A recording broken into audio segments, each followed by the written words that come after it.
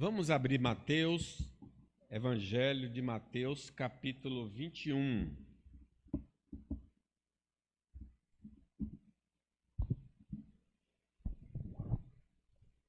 Mateus 21, versículo 18.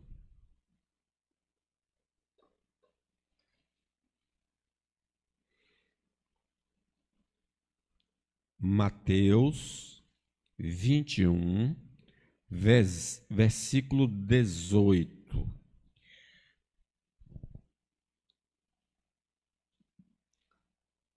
Cedo de manhã, ao voltar para a cidade, teve fome. E vendo uma figueira à beira do caminho, aproximou-se dela. E não tendo achado senão folhas, disse-lhe: nunca mais nasça fruto de ti. E a figueira secou imediatamente. Vendo isso, os discípulos admiraram-se e exclamaram: como secou depressa a figueira? Jesus, porém, lhes respondeu: em verdade eu vos digo que se tiverdes fé e não duvidardes, não somente fareis o que foi feito à figueira, mas até mesmo se a este monte disserdes: ergue-te e lança-te no mar, tal sucederá. E tudo quanto pedirdes em oração, crendo, recebereis. Amém. Vamos orar. Nosso Deus, pedimos nessa hora a assistência do Espírito Santo, o único que pode nos guiar a toda a verdade. Ó Deus, tem compaixão de nós, porque é difícil para nós compreendermos e crermos na Tua palavra. Então, opera em nós, ó Deus, abre os nossos ouvidos para ouvir a Tua palavra. Contemple todos os irmãos que estão em todos os lugares em reunião, querendo conhecer a Tua palavra, Senhor. Que o Senhor mesmo possa se revelar a cada um. No nome do Senhor Jesus. Amém. Meus irmãos, os judeus, o povo de Israel, foi um povo muito privilegiado. Deus escolheu de todas as nações da terra este povo pequeno. Lhe deu a sua palavra, lhe deu as suas promessas, lhe deu o templo, lhe deu os profetas, lhe deu o rei Davi, lhe deu os sacerdotes. Quer dizer, eles tinham todo o adubo necessário para ser um povo diferente das outras nações, para ser um povo especial, um povo que desse fruto para a glória de Deus. Infelizmente, isso não ocorreu. Primeiro o reino do norte é destruído, depois o reino do sul também é destruído. Agora, nos dias de Jesus, eles já tinham retornado para a terra, mas no ano 70, após a morte de Cristo, alguns anos depois da morte de Cristo, eles são totalmente destruídos e só voltam novamente à terra em 1945. E mesmo estando lá agora, eles não dão o fruto que Deus tanto requer deles.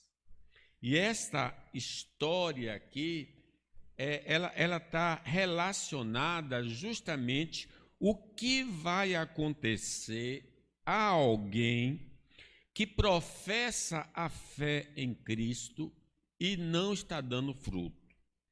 Esse é um simbolismo, é uma instrução que Jesus usa para todo aquele que é evangélico hoje, que é crente no Senhor Jesus Cristo, mas que o Senhor vai olhar e não há frutos. Então vamos tratar do seguinte tema: a ausência de fruto cristão, um sinal de perigo. Vejam então, a ausência de fruto cristão, um sinal de perigo. Primeiro, porque seremos examinados por Jesus Cristo quanto à nossa vida cristã. Vejam, diz aí no versículo 18: cedo de manhã, ao voltar para a cidade, teve fome. E vendo uma figueira à beira do caminho, aproximou-se dela. Lembre que a figueira é uma representação, é um simbolismo. Ele se aproximou da figueira.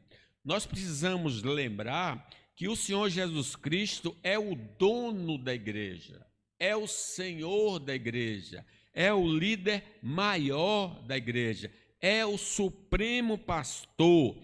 E como líder e como dono, ele fiscaliza a igreja. Ele vai sondando os que estão dentro da igreja, tanto de maneira coletiva como de maneira individual. Quando você lembra do Apocalipse, as 7 igrejas, é Jesus mandando uma carta para cada igreja daquela. E a igreja de Éfeso, ele diz assim: estas coisas diz aquele que conserva na mão direita as 7 estrelas, que são os pastores, e que anda no meio dos 7 candeeiros de ouro, que são as igrejas. Quem é que anda no meio da igreja? O Senhor Jesus Cristo, o dono dela. E ele fica examinando coletivamente e individualmente cada um que professa a fé nele. Jesus, o cabeça da igreja, sabe se temos virtudes ou são virtudes que são do seu agrado. Quando você lê as igrejas do Apocalipse, ele só diz assim: conheço as tuas obras. É muito dura essa palavra, muito chamativa essa palavra. Conheço as tuas obras. Eis que tem um posto, falando para a igreja de Esmirna. Eis que tem um posto onde tinha uma porta aberta. A igreja de Filadélfia, a qual ninguém pode fechar. Que tens pouca força, entretanto guardaste a minha palavra e não negaste o meu nome. O Senhor disse: eu sei que você tem pouca força, mas você continua fiel a mim. A igreja de Esmirna, uma igreja atribulada, perseguida, exemplo das igrejas perseguidas hoje, conheço a tua tribulação, a tua pobreza, mas tu és rico. E a blasfêmia dos que a si mesmos se declaram judeus e não são, sendo antes sinagogas de Satanás.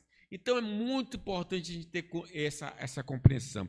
Jesus sabe o que ocorre nessa igreja. E Jesus sabe o que ocorre na vida de cada um e o que cada um está fazendo. Ele também conhece as crenças impróprias que cremos, que não condizem com a fé que professamos. Por quê? Nas igrejas ali do Apocalipse, havia pessoas que estavam crendo em coisas que não deveriam. Ele então manda dizer à igreja de Pérgamo: tenho todavia contra ti algumas coisas, pois que tens aí os que sustentam a doutrina de Balaão, o qual ensinava a Balaque a armar ciladas diante dos filhos de Israel para comerem coisas sacrificadas aos ídolos e praticarem a prostituição. Outros, sim, também tu tens os que da mesma forma sustenta doutrinas dos nicolaítas. Então Jesus disse: ó, eu sei que vocês estão se prostituindo, eu sei que vocês estão adorando outros deuses, eu sei que vocês seguem o ensinamento de Balaão. Jesus, irmãos, está vendo o comportamento, às vezes, vergonhoso que adotamos, que escandaliza o evangelho e que envergonha o seu nome. Ele sabe por onde eu ando, ele sabe o que eu falo e que faço.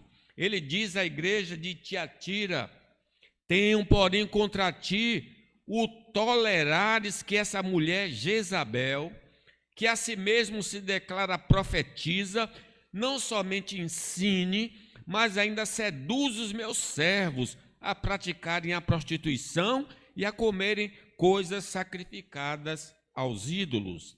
Dê-lhe tempo para que se arrependesse. Ela, todavia, não quer se arrepender da sua prostituição. Veja que ele sabe da doutrina e sabe do comportamento. Jesus, irmãos, tem conhecimento dos que estão no arraial dos santos, mas são filhos do diabo. Quando ele está reunido com os 12, ele diz assim: não escolhi vocês, porém um de vós é diabo.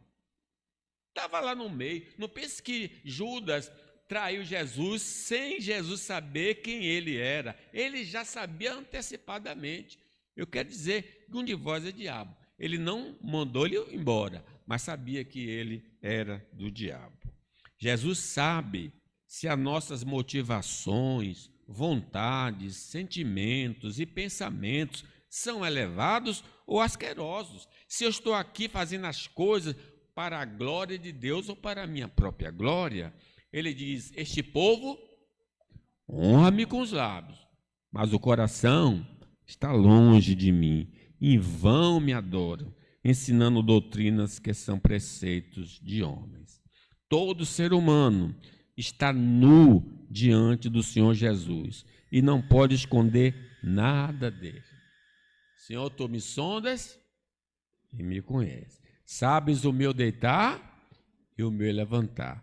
E de longe esquadrinhas o meu andar e o meu deitar e conhece todos os meus pensamentos.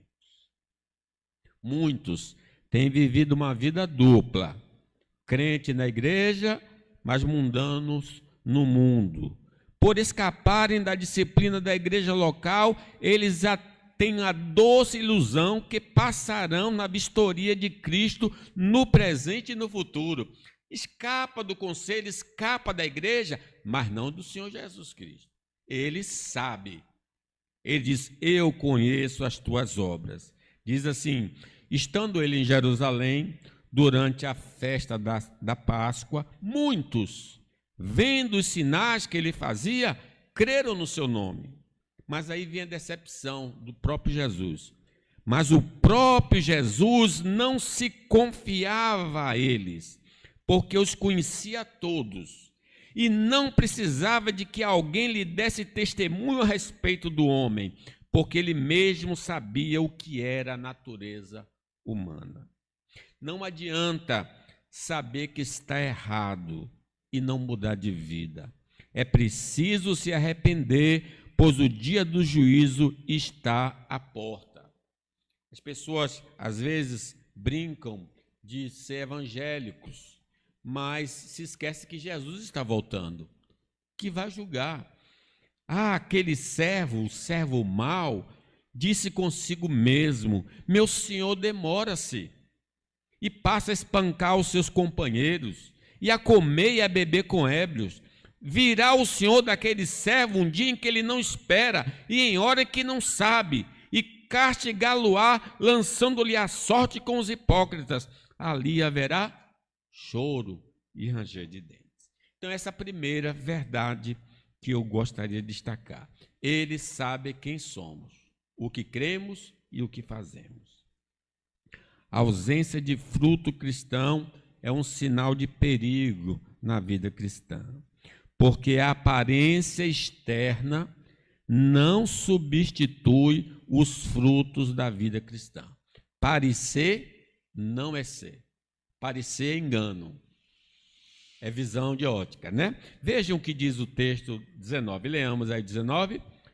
E vendo uma figueira à beira do caminho, aproximou-se dela, e não tendo achado senão folhas, disse. Aí ele vai dar uma sentença. Mas é interessante. E no inverno, a figueira perde todas as folhas, ela fica toda nua. E depois de passar o inverno, começa a brotar os brotinhos que vão dar o fruto. Não as folhas, o fruto começa a nascer. Então, primeiro nasce o fruto, depois as folhas. Então, se há folhas, há fruto. Por isso Jesus foi buscar. Ela estava chamando a atenção para as suas folhas. Então, eu chamo a atenção. Não adianta a aparência externa de crente, porque é preciso ter fruto, é o que vai satisfazer. As Escrituras afirmam que há uma pequena semelhança entre o crente verdadeiro e o falso. Se você botar no YouTube em casa, você vai ver qual a diferença do trigo para o joio.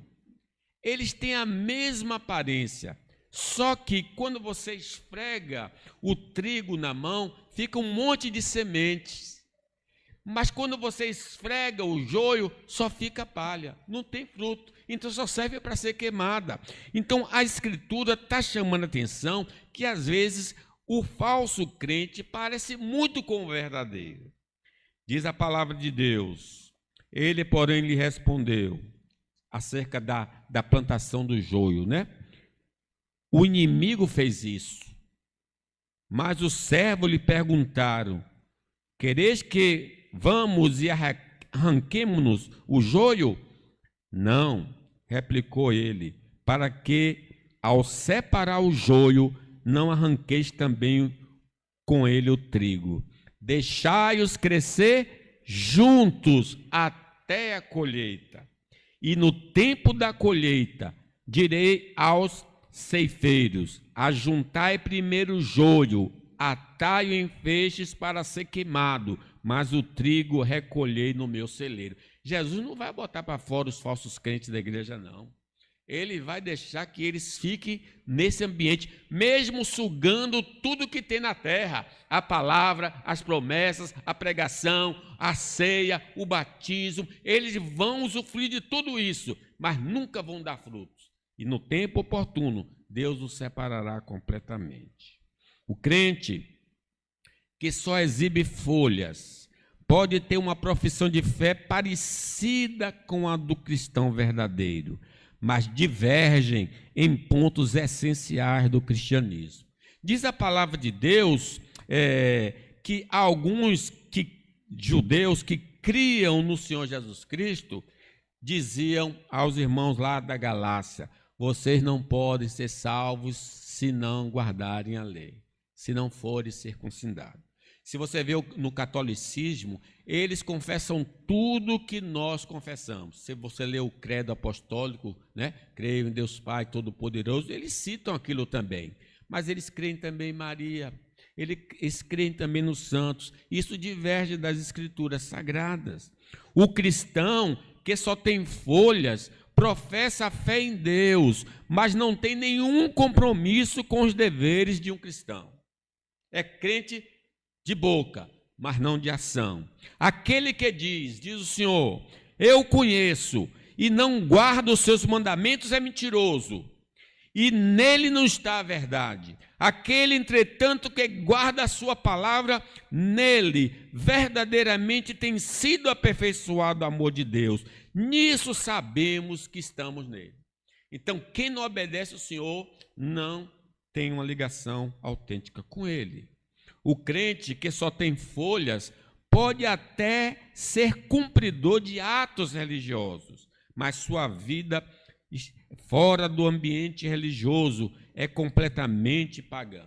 É um povo que parece crente no ambiente da igreja, mas é uma vergonha fora desse ambiente. Na igreja chora, canta, dá dízimo, dá oferta, mas lá fora escandaliza a palavra do Senhor. O crente que só tem folhas procura se justificar diante de Deus através de suas boas obras e não confia suficientemente em Cristo para ser salvo. Esse é o crente que dá folha, porque ele acha que ele é bom, que ele é certinho, que ele é melhor do que alguém e que Deus vai o aceitar pelas obras. Não, pelas obras ninguém será salvo. A salvação é pela fé. O crente que só tem folhas afirma amar a Deus, mas odeia muitos dos que são a imagem e semelhança do Senhor. Nós sabemos, diz João, que passamos da morte para a vida, porque amamos os irmãos. Aquele que não ama permanece na morte. Todo aquele que odeia seu irmão é assassino. Ora, vós sabeis que todo assassino não tem a vida eterna permanente em si. O crente que só tem folhas vive cobiçando os tesouros desta vida, mas os tesouros dos céus não lhe dão nenhum prazer. Jesus já tinha nos advertido que não devemos acumular tesouros da terra, onde a traça e a ferrugem corrói e os ladrões minam e roubam, mas acumulai para vós tesouros nos céus, porque onde está o teu tesouro, ali estará o teu coração. O crente que só tem folhas anda somente atrás das bênçãos de Deus, mas não do Deus das bênçãos. Só quer o que Deus dá, mas não quer o Deus maravilhoso, conselheiro, Deus forte, Pai da eternidade, príncipe da paz. Jesus mesmo advertiu aqueles que ele multiplicou os pães. Vocês não estão atrás de mim, não, mas vocês querem, porque eu multipliquei o pão e quer pão de novo. Trabalhai não pela comida que perece, mas pela que subsiste para a vida eterna, a qual o Filho do Homem vos dará. O crente que só tem folhas manifesta as obras da carne, mas não exibe o fruto do Espírito Santo. Diz o Senhor, há 3 anos venham procurar fruto nessa figueira. É uma outra parábola também que está próxima a esse texto. E não acho nela. Pode cortá-la, porque está ela ainda ocupando inutilmente a terra. Mas aí alguém vai interceder. Não, Senhor, não corte não, deixa ela. Eu vou fazer um tratamento nela para ver se ela dá fruto.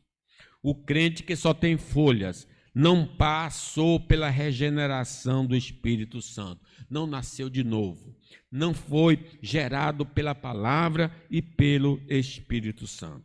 O crente que só tem folhas consegue falar do Evangelho, mas o Evangelho não está nele.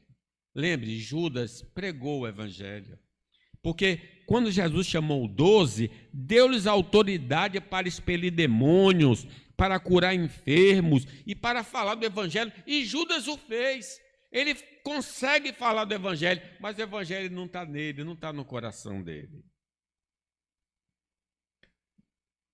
Terceiro lugar, irmãos, a ausência de fruto cristão é um sinal de perigo na vida cristã, porque serão reprovados os que não dão fruto na vida evangélica. Vejam 19, leamos o 19.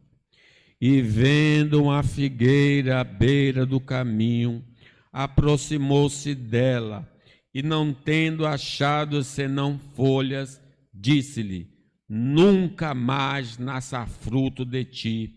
E a figueira secou imediatamente. Ele foi com fome, não encontrou e amaldiçoou a figueira. Parece drástica essa atitude do Senhor Jesus Cristo. A gente pode especular muitas coisas, mas ele estava querendo, acima de tudo, ensinar alguma coisa para nós.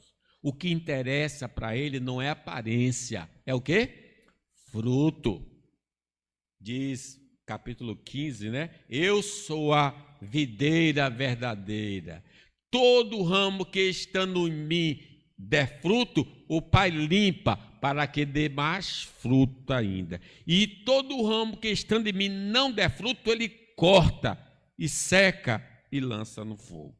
A reprovação divina para os que não produzem fruto evangélico começa com uma censura através da palavra de Deus. Já neste mundo, Deus começa a nos falar a leitura pessoal ou pela exposição da palavra na igreja. O que é que ele diz à igreja de Éfeso? Ele diz assim, olha, conheço as tuas obras, tanto o teu labor como a tua perseverança, e que não pode suportar homens maus, e que puseste a prova os que a si mesmos se declaram apóstolos e não são, e os achartes mentirosos. E tem perseverança, e suportar-te prova por causa do meu nome, e não deixar-te esmurecer. Aí ele vem a censura. Tenho, porém, contra ti que abandonar-te o teu primeiro amor. Arrepende-se, senão eu vou remover o teu candeeiro. Então ele advertiu aquela igreja que não tinha amor. O objetivo da censura de Deus na presente era aos infrutíferos é levá-los ao arrependimento para não serem condenados com o mundo. Se Deus está falando no nosso coração porque a nossa vida não está correta, é porque Ele não quer que a gente se perca, mas que a gente se salve. É o recado amoroso do Senhor. Tenho contra ti que abandonaste o teu primeiro amor. Lembra-te, pois, de onde caíste, arrepende-te e volta à prática das primeiras obras. Senão, venho a ti e moverei do seu lugar o teu candeeiro, caso não te arrependas. Não existe mais uma igreja evangélica lá naquela região, porque essa igreja foi removida, porque não obedeceu ao Senhor Jesus. Deus reprovou o reino do sul e o reino do norte por não produzirem frutos bons e foram para o cativeiro por causa de suas vidas infrutíferas. Eles se deram à idolatria, à prostituição e todo o caminho errado, e Deus chega, não aceito mais esse tipo de crente na minha presença, e os expulsou da terra prometida. A igreja de Éfeso seria extinta se não voltasse a produzir fruto de amor por Deus e pelo próximo. Aos membros da igreja de Pérgamo e Tiatira, que namoravam com a idolatria e a prostituição, seriam mortos por Deus, que é puro de olhos e não pode ver o mal. Diz a palavra: dê-lhe tempo para que se arrependesse. Ela, todavia, não quer arrepender-se da sua prostituição. Eis que há prostro de cama, bem como em grande tribulação os que com ela adulteram. Caso não se arrependam das obras que incita, matarei os seus filhos, e todas as igrejas conhecerão que eu sou aquele que sonda mentes e corações, e vos darei a cada um segundo as vossas obras. A vida de muitos que professam a fé em Cristo e não exibem o poder do Evangelho em suas vidas são visitados com um castigo temporário da parte do Senhor. Deuteronômio fala que, olha, se você me obedecer, essas bênçãos te alcançarão. Mas se você me desobedecer, essas maldições chegarão até vocês. Muitos que parecem vivos espiritualmente vão ser reprovados no dia do juízo, porque suas vidas não manifestaram pureza de Cristo. Lembra aquela passagem? Muitos me dirão naquele dia: Senhor, Senhor, porventura não temos profetizado em teu nome não expelimos demônios, em teu nome não fizemos muitos milagres? Aí Jesus fala para eles: então lhes direi explicitamente: nunca vos conheci, apartai-vos de mim, os que praticais a iniquidade. Se estamos produzindo só folhas, a mão pesada do Senhor está sobre nós. Vamos nos arrepender enquanto é tempo. Deixe o perverso o seu caminho, o iníquo os seus pensamentos. Converta-se ao Senhor, que se compadecerá dele. Volte-se para o nosso Deus, porque é rico em perdoar.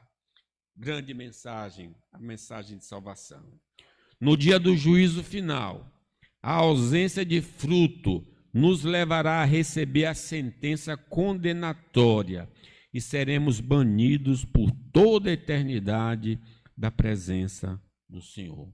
Misericórdia. A ausência de fruto cristão é um perigo na vida cristã, porque é impedimento para Deus ouvir as orações dos que não produzem fruto na vida. Vejam bem, os discípulos, versículo 20, vendo isso, o fato de Jesus ter amaldiçoado a figueira e ela secar imediatamente, vendo isso, os discípulos se admiraram e exclamaram: como secou depressa a figueira? Aí Jesus fala sobre oração. Jesus, porém, lhes respondeu: em verdade vos digo, aí veja a condição, se tiverdes fé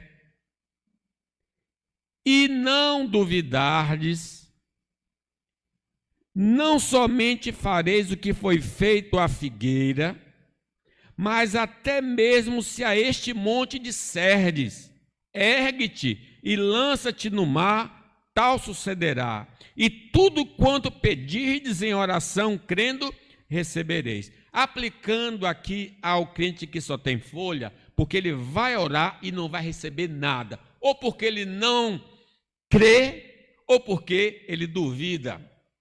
O pecado, então, é um grande impedimento na vida dos que só exibem folhas em sua vida de oração.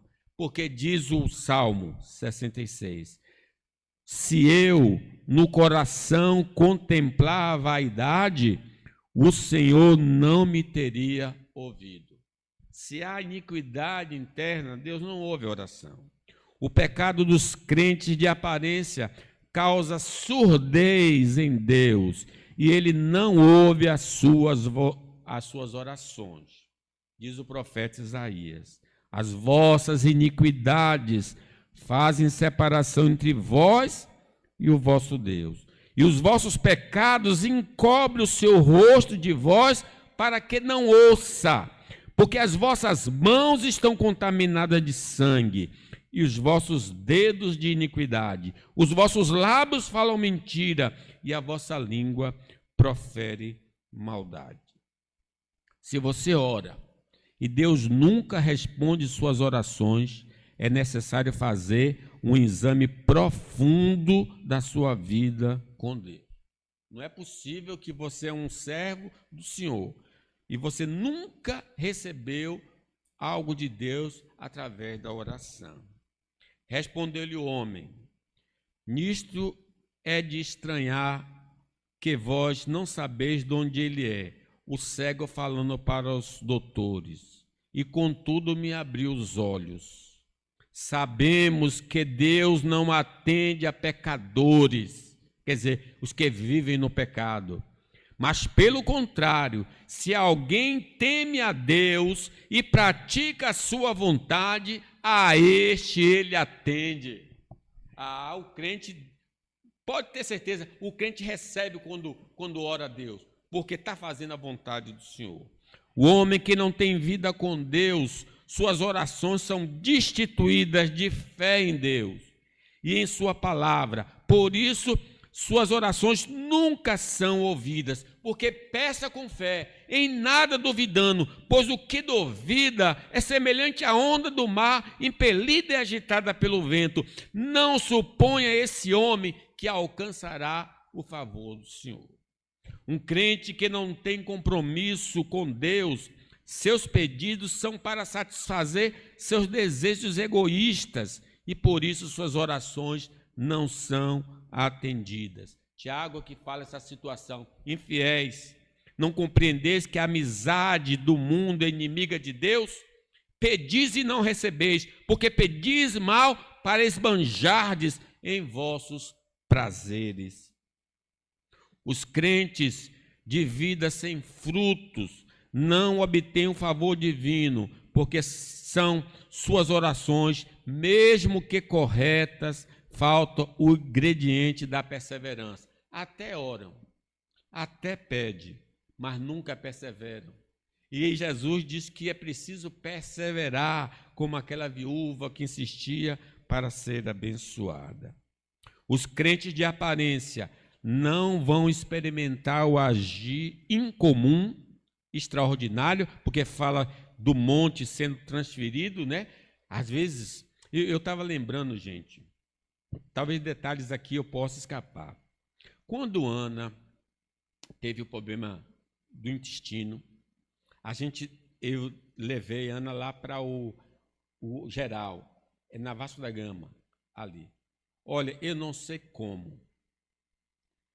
Assim que abriu a porta, que Ana saiu, chegaram os maqueiros, botaram Ana e introduziram ela lá dentro da doutora. Eu não tinha nem feito ficha. Imagine nesses hospitais como é. Você tem que fazer ficha. Sei que Ana já estava lá dentro e eu fui. Aí a doutora tratou, mas as dores não paravam.